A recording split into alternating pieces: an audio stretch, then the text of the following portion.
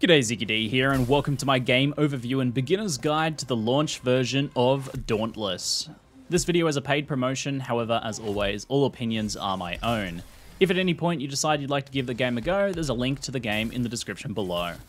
In Dauntless, you play the role of a slayer hunting down behemoths, large, magically infused beasts that roam the land.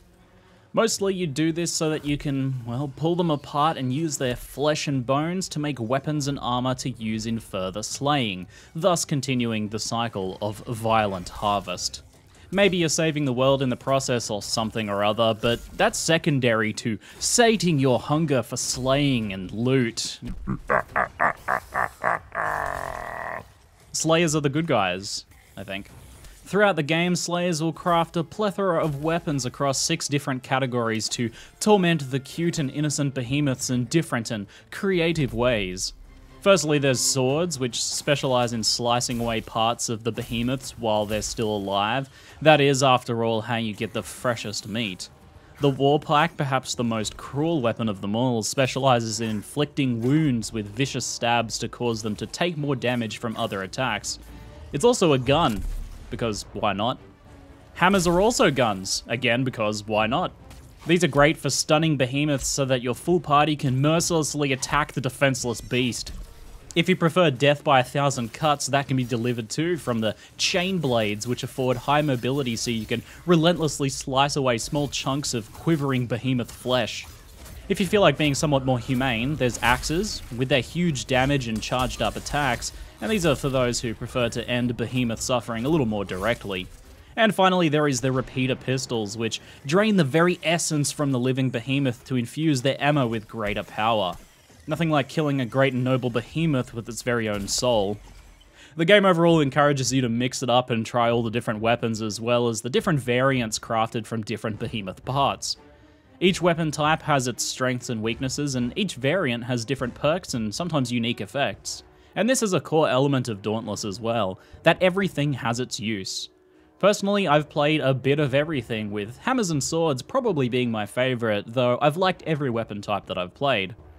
Each weapon comes with different basic attacks and several abilities as well as suggested combos, which are often free to use in different ways. There's also some levels of nuance to each of the weapon types as well. The hammer, for example, can expend its ammo during swings to empower the attack.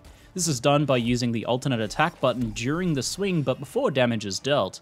And then with some extra finesse, you can also reload during the attacks by tapping the ability key after damage is dealt but before the swing ends.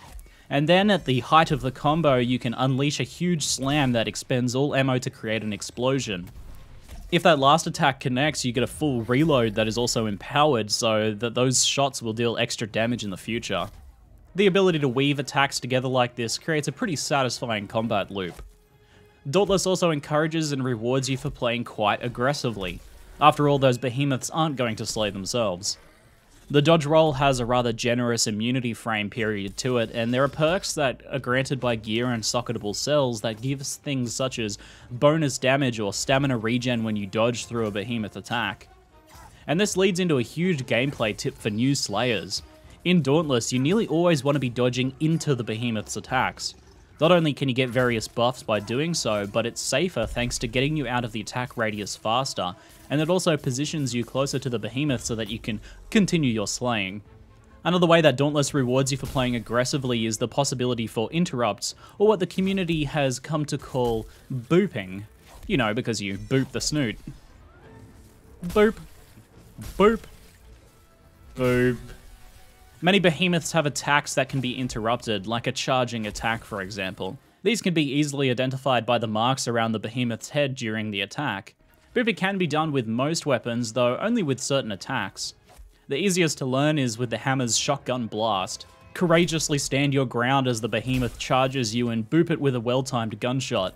Then watch as it tumbles to the ground, presenting you with a good opportunity to unleash some carnage. A hunt in Dauntless is a relatively quick affair, and the game puts you into the action without too much downtime. You get a little bit of time to explore the map and collect a few crafting items as you go to make various consumables for future hunts. But pretty soon you'll come across the behemoth and you can throw up a flare to notify your party of its location. Fights last for 5 to 20-ish minutes if you're appropriately equipped for the fight and aren't too terrible. Your main goal is simply to get in and kill the behemoth, but to get some good parts for crafting, you'll want to be focusing on breaking or severing parts of the behemoth, which rewards you with extra crafting drops. And this brings us to the next super important tip for new players, the damage types. White damage numbers are raw damage to the behemoth's health pool. This is what kills them. Blue damage is staggering damage, which can be done by attacking the head and legs. Staggering damage is much more effective with things like hammers and axes and can be buffed with various perks. Once you accrue enough stagger damage, the enemy will become dazed and then knocked down, presenting you with an opportunity for some combos. Red damage is wounding damage, which is mainly done with the war pike, and can only be dealt to breakable parts of the behemoth. Wound damage also accrues and eventually presents a wound, which is a glowing cut. Attacking the wounded areas deals bonus damage, so this can help you break parts in the future. And finally, there is the most important color by far, yellow damage text. This is part damage. Behemoths have breakable parts all over their bodies, usually on the head, legs, and tail, but it changes depending on the behemoth. Deal enough yellow damage to a part and it will break. This can sometimes change the behemoth's behavior, often making them less dangerous, like if you break off one of their weapons. Slashing weapons deal extra part damage to tails to help sever them, and all part damage is also dealt to the monster's overall health damage, so you're killing the monster at the same time as breaking parts. Since breaking parts is how you get extra loot, and since it can stagger and disarm the behemoths, you should nearly always be attacking for yellow damage. There's also quite nice detail in the monster models here with, as you deal damage to parts, they start to get cuts and wounds on them, and then that eventually breaks, leaving scarring and broken off chunks of the monster. Crafting is done at several NPCs in town between your hunts.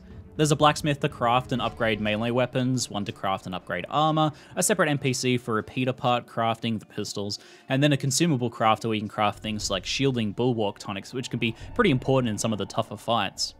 There's two parts to crafting, creating the item in the first place and then upgrading it. Creating an item in the first place takes a mixture of parts from the behemoth that it's associated with. Upgrading increases the overall damage or resistance of the item, as well as improving the perks that it gives. Some items have elemental weaknesses or strengths, so you'll be crafting and using different gear to take on different behemoth types. After crafting and upgrading, you can further refine and customize your build via the loadout menu.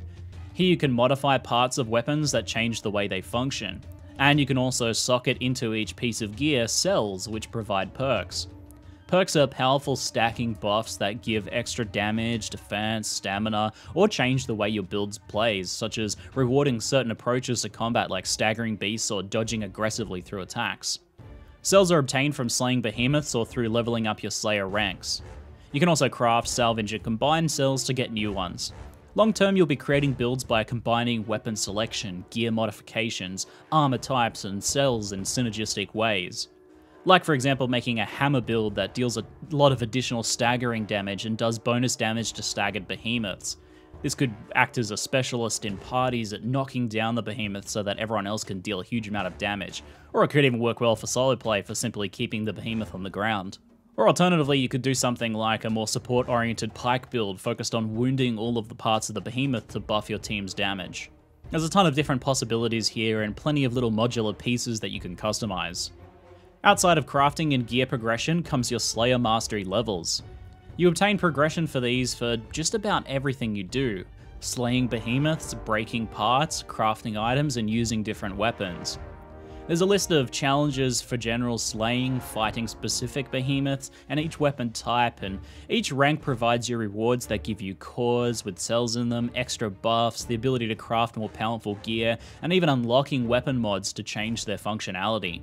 Use a hammer a bunch, for example, and you'll unlock more pieces and customizable aspects of it.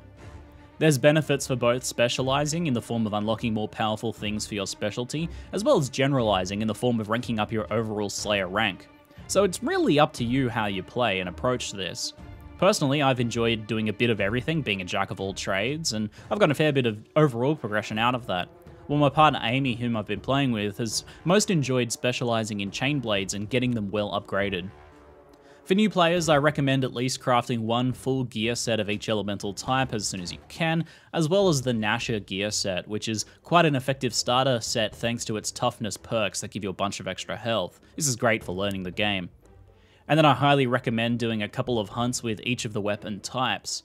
This will get you some speedy early progression on your Slayer masteries, as well as giving you a better idea of what weapon types you'll want to focus on and what you enjoy the most. If you're a bit unsure of what weapon to use early on, the Ember Cutlass is available very early, and it's a fantastic starter sword that rewards aggressive dodging and does extra part damage for better early game loot collection. But really just try a bit of everything and see what you like. After doing a few of the early game missions, you'll unlock the patrol system, which pits you against random behemoths of your choice of element, and I highly recommend doing several neutral patrols. Doing so will give you upgrade materials for non-elemental weapons and armor. Early on, some upgraded neutral gear will make some of the tougher fights a lot easier. You can just focus on upgrading a set of the Nasher armor, for example, and a Nasher weapon, and you'll be kicking butt for a while. And this will help you get parts from the other elements to build out those alternative gear sets for later hunts. The game kicks you off with a series of quests that do a good job of introducing new things to you and prodding you into exploring different aspects of the game. A good tip, however, is that you often can complete multiple quests at once. For example, doing Ember patrols while using an ice weapon might touch on 3 or more quests, like for example killing a fire behemoth with an ice weapon, doing patrols straight up, and hunting a fire behemoth. 3 quests done, nice and efficiently with some solid rewards to boot. I'd recommend trying a mixture of group and solo hunts as well. The game plays quite well in different ways for both modes. Solo runs give you a more intimate chance to learn the attack patterns of behemoths and give you maximum opportunity to practice booping charges, and it'll also teach you when you can actually fit in combos safely since the behemoth is focused entirely on you. Group play changes the dynamic of combat quite a bit as you get more cross synergies, like for example having a teammate with a hammer knocking down behemoths a lot, giving you extra chances for combos, or for example a repeater player giving team buffs and so on. The game features full crossplay between PC, PlayStation, and Xbox as well, so there's no shortage of players to play with. Monetization for the game comes in the form of cosmetics, including gear skins and dyes, as well as emotes and banners to customize your appearance. There's also a hunt pass system that has rewards for both free-to-play players and people who subscribe to that season's hunt pass. The rewards from the hunt pass come in a mixture of items like cores and consumables, as well as seasonal cosmetics that are available only in that season. You gain progress in the hunt pass by completing weekly challenges, collecting death marks scattered around town, and by breaking behemoth parts. Yet another reason why that yellow damage is so important. There's some progression speed up in the premium hunt pass, but nothing too major or game breaking in my opinion from what I've seen. I recommend free to playing it for a while and then getting the hunt pass if you want to support the devs and get a bit of extra fun stuff, but it doesn't seem necessary to enjoy the game at all. I've quite enjoyed playing the game to research for this video. The big thing for me is that the game has minimal fluffing about. You can craft a couple consumables and spend a while customizing a gear set, but you don't need to spend tons of time gathering, crafting consumables, managing loadouts, and so on. You spend most of your time actually doing the fun stuff, you know, murdering behemoths for their parts to craft new gear. It's also got a top-notch monster design as well, with some rather unique designs that sets the game apart, like this crazy EDM light show behemoth that we fought yesterday. I'm a-coming! What the push? What? He disappeared! He teleported away, what? It's not as deep as Monster Hunter in things like gathering, hunt preparation, and consumables, but it focuses more on aggressive, fast, and fun combat, which it does very well. Dauntless is free to play and now fully launched on PC, PS4, and Xbox One. There's a download link in the description below. That's it for now. I'm ZiggyD, and thanks for watching. Yep. Oh no! No! He knocked me off the cliff.